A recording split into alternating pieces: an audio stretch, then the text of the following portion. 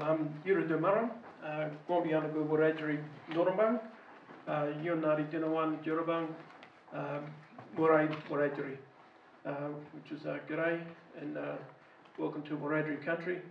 And my name's Dinawan Jurabang, and I'm from the Murai clan of the Wiradyuri people. So the Murai clan is the clan group that was here in Bathurst, which is my family's descendancy goes back to Wiradyuri. So thanks for inviting us up here to give this bit of a talk and to have a bit of a yarn about sort of things that affect Aboriginal people with our lands, and in a way it affects all of us with land, because land is what makes us all. Because as we know through our stories, that we are made from the land. It's how the Creator made us. We come from the dirt, so that's what we're made up of, and that's our connection. And particularly for us Wiradyuri people and other Aboriginal peoples on this continent, ours is very rooted, deep-rooted into this country, because this is where we say, our stories say that this is where we came from, this is where the Creator made us. Like everybody else in other parts of the world, Creator made them in those places and that sort of thing. And so that's why it's very significant to us with our land. And when land is destroyed and impacted on, when we do things to the land that not just makes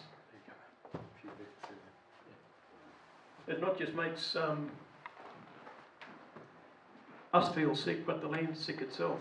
And when the land's sick, it makes us sick, because that's where our connection is. And everything that we needed came from the land, or came from the mother, as we call her, Mother Earth. And that, so when we do things to the mother, we got to give things back. So if we take something from the land, we got to give something back. If we take water from the river, we got to give something back. So it's like if you get something off your mother, you got to give something back to your mother. Treat it with Yinjamara. And Yinjamara is actually, it's not just means respect, but it's actually a way of life. And that was our law that governed Wiradyuri people. If you followed Yinjamara, you lived a good life. And that. So, and that's how our people followed. And I suppose when we get on to when the English came here in 1815, that was, I suppose, in a way that they took advantage of our generosity, because Wiradyuri actually means no having. So we had to go without, so we had to share when people came to our country, and we had to look after those people when we run country. So when we do welcome to country, we're actually welcoming you to our country, but we also have to keep you culturally safe and also spiritually safe. And so that's what a welcome to country is all about. So it's making sure that when you're here with us, we can look after you, make sure that your spirit is right. So that's why we do smoking ceremonies and all those sorts of things, because that is part of our being, because our being is a spirit. So inside of us is our spirit, and that's who we really and truly are, is that spirit. The outside of us is just something that we come inside of to experience when we come down onto earth, when we're sent down. And when the English came here and raised their flag on the 7th of May back in 1815, they didn't have the Wiradyuri people sitting there with them to acknowledge them, or to say to them that we're raising this flag and you're now going to come under the protection of the British Crown. There was none of that sort of stuff, which is what they were supposed to have done anyway, which was King George III's orders. When they came to Australia, they were to treat us as British subjects. We never ever got treated like that. So when they raised that flag down there, they didn't take our sovereignty away. They just made out that they owned this country, and they'd taken it. And the Wiradyuri people were sitting around that day wondering what was going on. And so there was no relationship that built up in the first place. There was nothing there. Only because of one old Wiradyuri fellow, he went across with two other younger fellows with him to go and find out what the white fellows were up to, because they'd heard about all the stories over the other side of the mountains and what they were doing, even to their own people, you know, flogging them and all sorts of stuff. And so I suppose the Wiradyuri looked at it that, okay, then we'll just leave these people alone, let them do what they want to do, as long as they show you Yinjamara while they're here.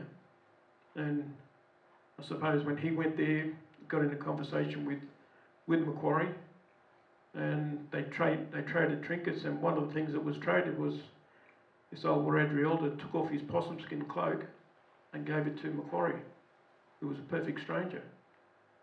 Now, with your possum skin cloak was part of you from the time you were born. So the skin was made out of possum skins.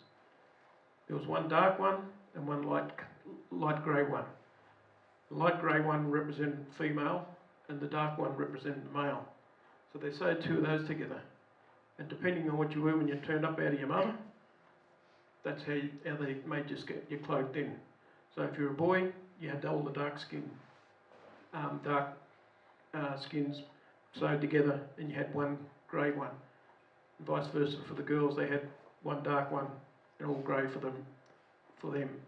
And so that was given to you from birth, and skins were added as you got older.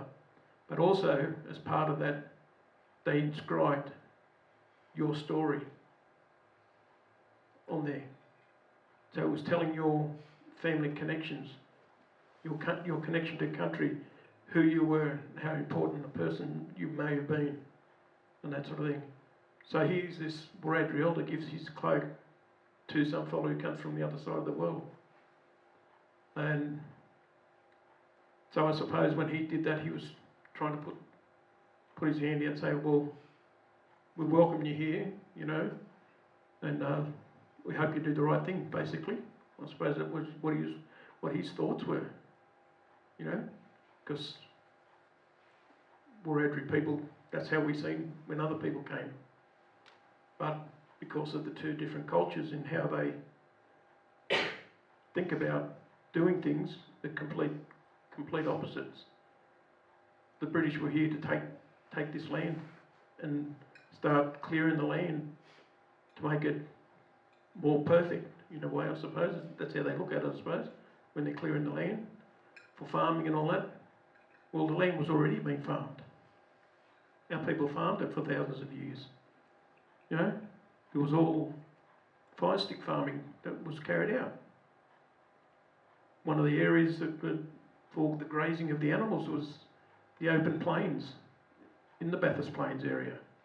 So places like out near Brewongle, that was all grasslands in the first place. And now people managed all that. And then there was other areas that were heavily timbered, where other animals lived in amongst the trees and on the ground and those sort of things, so they had that for protection. So we already farmed it in such a way that we were able to go and hunt different animals in the different areas, if you want to look at it, unfenced paddocks. We were able to go into those different paddocks and get the different types of food we wanted when we needed to. So this was foreign to the Wiradyuri people, seeing all this stuff happening. What the British were doing when they started moving more people over the mountains and started clearing the land, which then took away the native animals, which was the food sources for the Wiradyuri people. And where the Bathurst Showground is today, that was actually our yam patch. That whole area was where our people got the yams from. So it's all been drained, just like the rest of the land on the other side of the river, on the Kelso side. That was all swamp. So you had all different types of bird life. You had migratory birds that came there every year from different parts from other parts of Australia or even from overseas. We don't have that no more because the swamp's been drained. I think back in 2015 there was 2 magpie geese that nested down near the old brick pit area of Edgell Lane. That was the first time they'd been seen in this area since before the area got drained, going back in the early 1800s. So those are the types of birds that used to come here. And that was the last time that they came here too, was in 2015. So that's what led to all the clashes, because the Wiradyuri were losing their food source, whereas the English were making their food source by clearing the land and growing completely different foreign crops to what normally grows in the grounds here. And the thing was that if the Wiradyuri went and took some of that food, they got shot or punished for it, and they couldn't understand why. Because as far as we were concerned, if you looked after the land, that was a privilege for you to look after the land. It wasn't your right to have land. It wasn't your right to do whatever you wanted to do to the land. Your privilege was in helping manage and look after the land so that the land grew the foods to support everybody, and the food was there for everybody. But they learnt that these people had no manners, these people were very rude, these people were very destructive. So that's how Wiradyuri people seen the British. But the British, in their ways, because of the way their society was structured, they seen us as savages and thieves and nothing but vermin. We need to get rid of them. And that's how we've been viewed, right from colonisation, from 1788, that we're nothing but a pest that has to be got rid of. Because lots of acts of parliament after Australia became a Commonwealth in 1901, there was lots of acts of parliament in different states called Feral Animals, Noxious Weeds and Aborigines Act. So we were classed with the noxious weeds and the feral animals, and that's how they looked at us. They managed us under those acts. Queensland was the last one to repeal that act in 1988, Australia's bicentenary. And when you look at the referendum that happened in 1967, I was born in 1960, so for 7 years of my life I wasn't even counted as an Australian. Wasn't recognised as an Australian. My parents, they grew up in the missions. My grandparents grew up in the missions. And life was pretty good in a way for them because at least the families were all together, but it was also still cruel and inhumane on how some of them were treated in some areas. So these are the things that they done to us once they came here. But in this area, when the fighting broke out in 1824, it was a full-on war. But it wasn't recognised, it wasn't called a war. It was called martial law by the British. Because you can't declare war on your own people. Because if they declared war on us, then they'd have to recognise that we were a sovereign nation of people.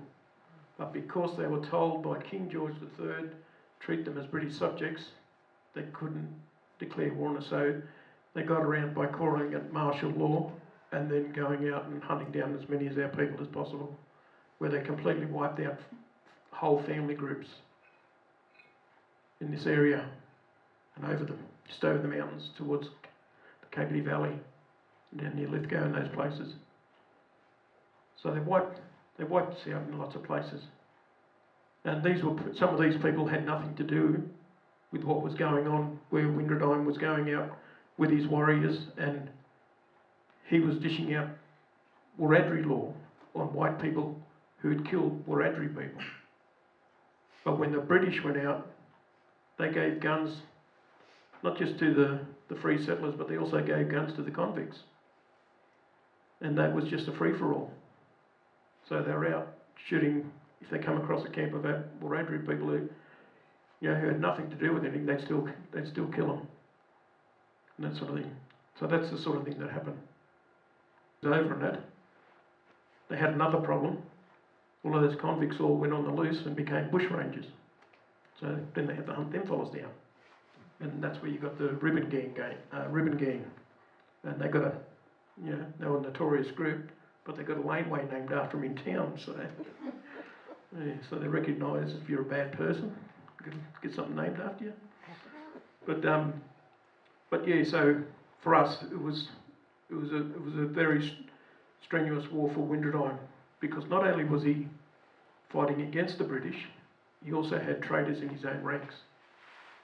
Because as we know, if you're an invading force, you want to split the people that you're taking over. Right? It's an old tactic, what people done. I mean, look what the Germans did when they went into France. You had the French underground, which was fighting against them, then you had other people working in with the Germans. Well, the same thing happened here. They got in the ear of some of the Wiradyuri people, and they were telling the British all the different tracks and that which the Wiradyuri used to get to different places quicker than what the English would do on getting there on horses. So that's what was happening. Wiradyuri turned up places and the British were already there, or not far behind them.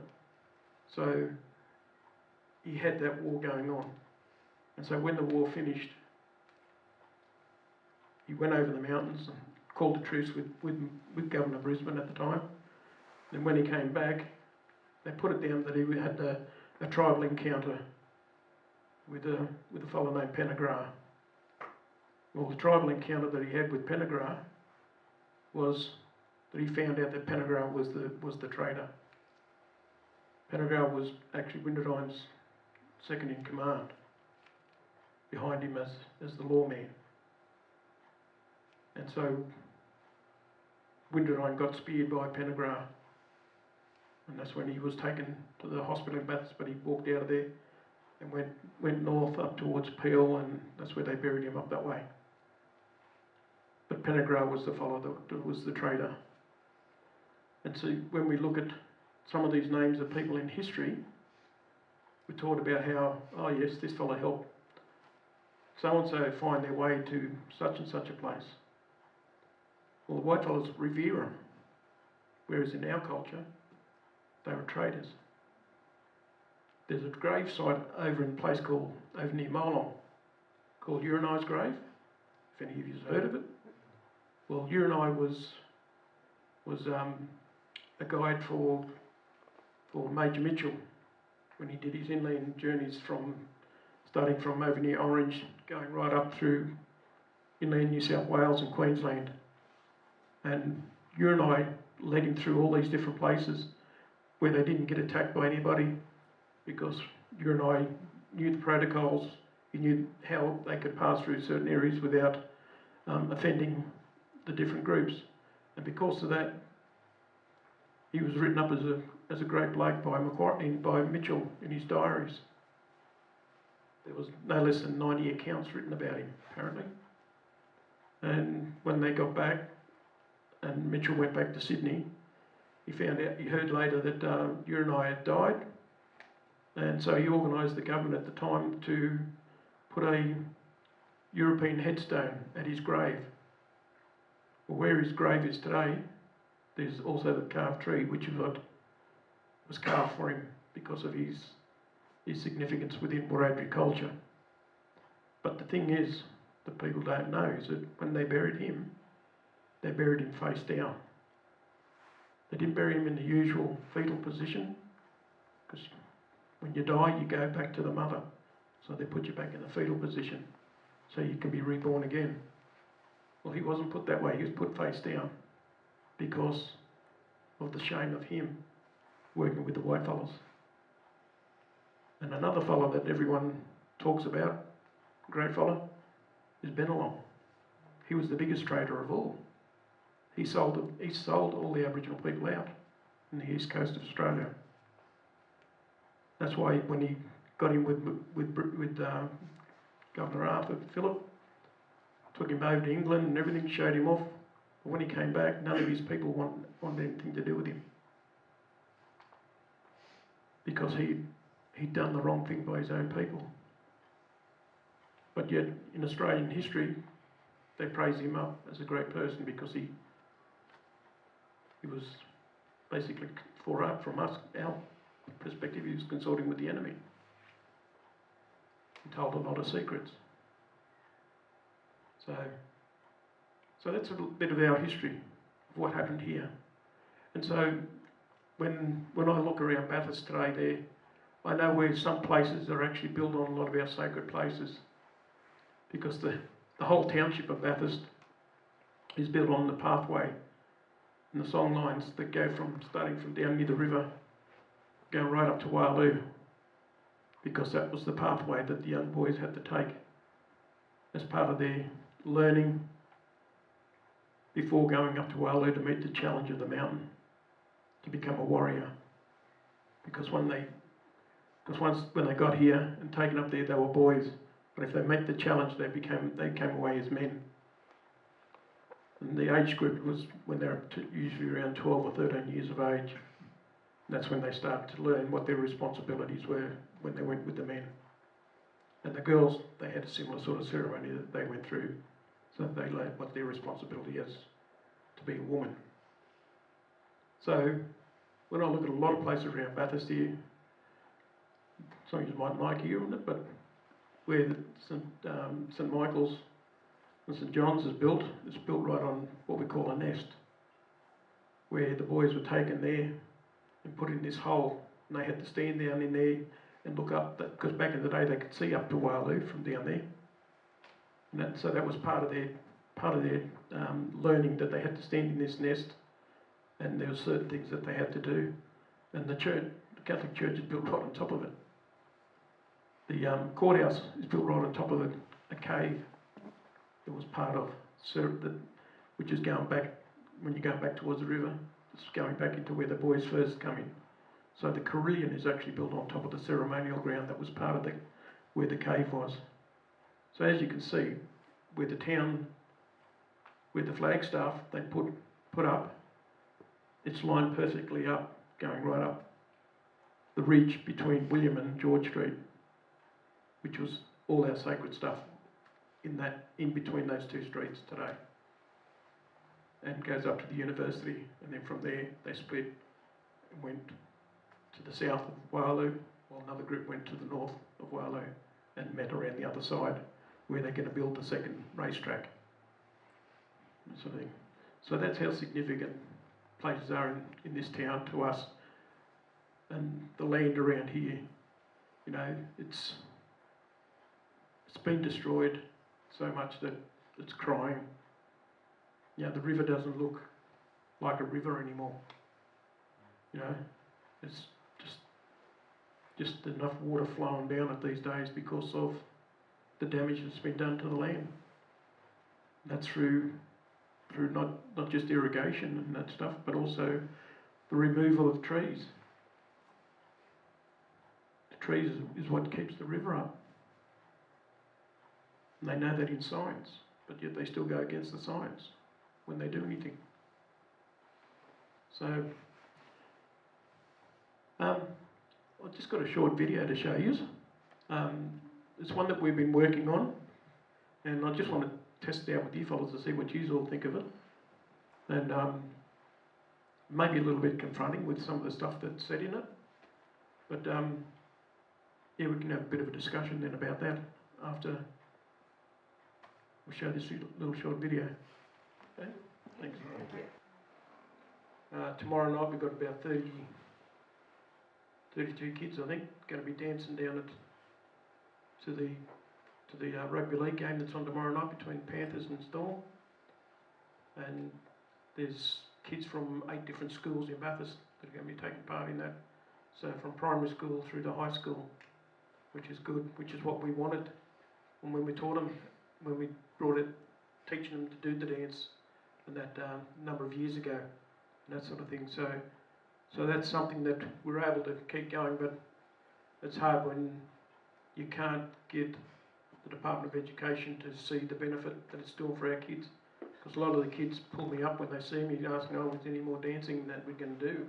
And are we going to do any other cultural stuff? You know? And so that's the sorts of things that we want to bring into the education system for our kids, so that maybe once a fortnight they did get what we call Aboriginal education, where they're learning about their own culture, which then they learn about their identity as being an Aboriginal person, or in the case of if they know where their mob comes from. So my grandkids would learn that they're Wiradyuri and that sort of thing, you know, and that they got other connections to other language groups. And so that's the sort of thing that's not sort of been taught a lot with our kids, because a lot of our kids and even some of the parents just haven't been told things as they were growing up because of the dysfunction that's happened over the years and that sort of thing. Whereas with me, I was lucky with my family that our family was very, very, very strong in passing on knowledge and stories and things like that, and keeping the family together. And that both my mother and father came off missions. Dad from Burnt Bridge Mission up near Kempsey, Mum from Arambi Mission in Cowra, and they got married in Sydney. Dad actually got a job on the railway and worked his way up to become an assistant station master, and he got posted out to Bathurst here, or actually up near Newbridge, and that's where we lived up there for about 4 years. Dad was on the railway, but he used to be posted up and down the railway line from Blaney to Lithgow, back up towards Gulgong, and this is in 1963 to 65 when we lived out that way there, and he was a station master, and in those days the station master was a very high position, so he was to talk up and down the railway line about from all the train drivers and guards and all them fellas saying, oh, there's a black fella back down near Wimbledon there, running the railway station, because they all couldn't get over there. There was a black fella doing the job, and also the fellas who were the fettlers who had to go and fix up the railway lines and all that sort of stuff, they had to take direction from a little black fella, you know. So this is before the referendum in 1967, and so Dad got a job working there, even though he wasn't recognised as an Australian, you know. He was kicked out of high school in the first week, so he never got his school certificate, nothing, but went on to become a station master, because he was just so good at mathematics, and there was a lot of mathematics involved in the job what he was doing, and keeping the books, collecting the money from the passengers who were jumping on trains in those days. And my mother, who was also forced to leave high school, she was lucky she got through to year 9, but she was told she had to leave because there was complaints from white parents in Cowra that they wanted this little black girl to leave the school because she could have gone on to be the dux of the school in year 12, you know. So Mum was forced to leave at year 9. She was lucky she got that far, because most Aboriginal people never even got into high school. And so she raised us. We lived in Bathurst here, and she ended up getting jobs and that when we got into high school, and she ended up working in state government and federal government and everything, you know, with the limited education she had too. So both my parents were people that were strong in their beliefs of, you know, doing things, and that passed on to me. But I was the main one in the family that learnt the cultural side of things, and so I carry a lot of that knowledge passed down to me from my dad, from other family members throughout my life, and other people I've come in contact with. So that's where a lot of my knowledge has come from. So, and I don't own that knowledge. So that's why the knowledge I have, I share it and impart it onto other people, and that sort of thing. So, and that's part of what we do as Aboriginal people. We share our knowledge, and we share what we have, because the thing is that we're not out on the land as we used to be. There's other people out on the land now. And if we can talk to those people to get them to understand that you're out there on the land, if you've got a small property or a big property or whatever, you know, you have a responsibility to look after that land and not understand it. Because most of you, I suppose, in this room, he's born in Australia. Most of you. Well, your spirit comes from here now. Your spirit's from this land. And you need to be in touch with the land. You know? Get down and kneel down and put your hand in the dirt, put your feet in the dirt. And talk to the mother. You know, because your spirit needs to learn to know where to go once you pass on. Because otherwise your spirit just roams around, lost. And that's what's in this town. A lot of colonial spirits are wandering around lost. And that. And lots of spirits of our people are wandering around too, because when the fighting happened, a lot of them were given the proper burial practices and all those sorts of things. So, yeah. So I suppose if anyone's got any questions they want to ask me about anything.